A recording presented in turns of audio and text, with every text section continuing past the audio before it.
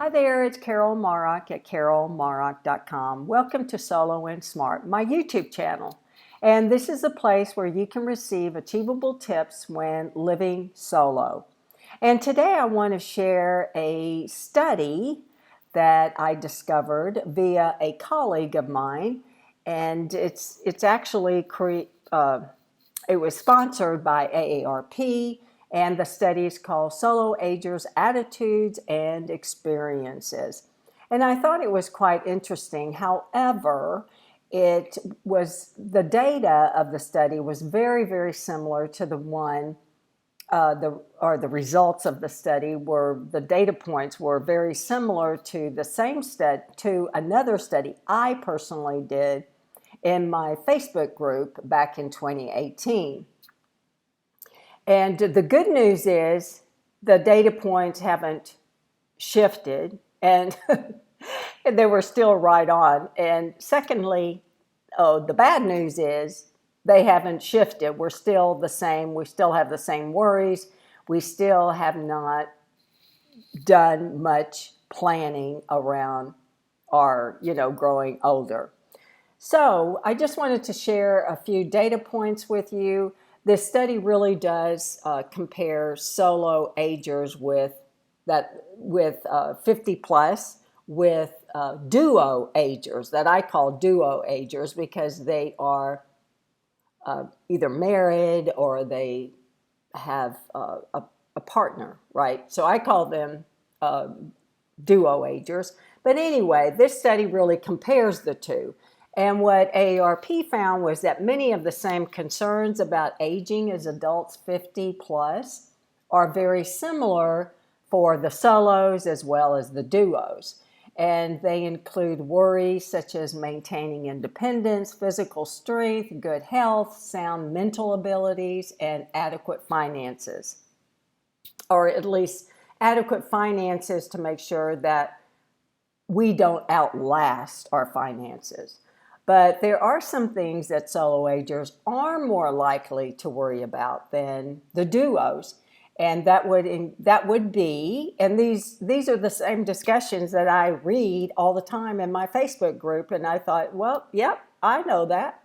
And I think those members who are listening to this video will definitely agree. But our biggest worries for solos are dying alone, being moved somewhere against our will, and having a court-appointed stranger making decisions for them.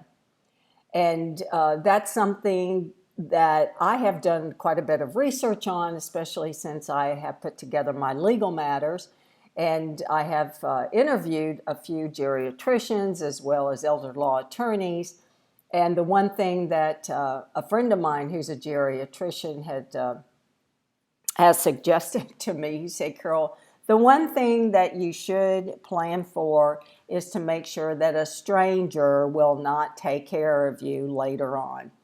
And he is so right, because as I have done more and more research around guardianships, fiduciaries, it's pretty darn scary out there how many scammers there are that will take advantage of people who cannot stand up for themselves. So, despite this, solo agers are more likely than the duos to have made end-of-life preparations. They're not more likely, I should say.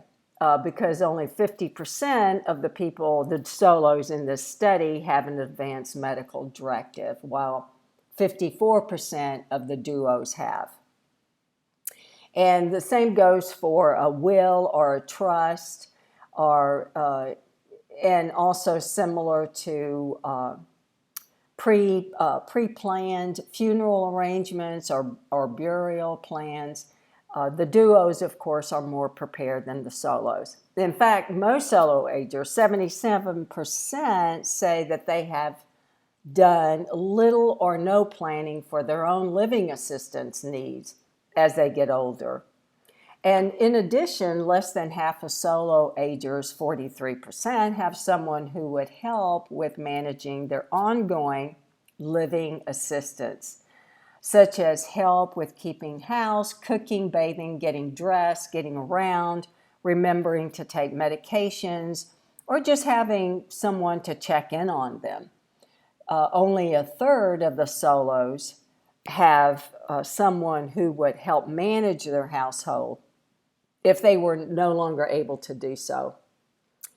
And fewer, 28%, have someone who would help manage their day-to-day expenses. So these are the kinds of things that I too have worried about, and that's why I put together a plan, and now I teach and write on these topics. And I really help individuals to prepare and to start thinking about these issues. Because what will you do if you get sick, or if you can't drive your car, or if you have to run an errand and you are unable to do so? So these are very, very important issues that each of us, especially solos, and naturally duos, need to plan ahead as well. But most solos, I think, since we live alone, it's imperative that we start now as soon as we can, especially if we're in pretty good condition and we're in good health or decent health, and we have the time and the energy to do it right now. So that is an overview of the upcoming topics that I will address in the next few videos. It's going to be about this study, solo agers and duos, and how we compare with each other. But it's interesting data, so circle back in the next day or so where I will have more information. And be sure to subscribe to this YouTube channel, like the video, and come back in the next day or two, and I'll have more information. Thank you for visiting.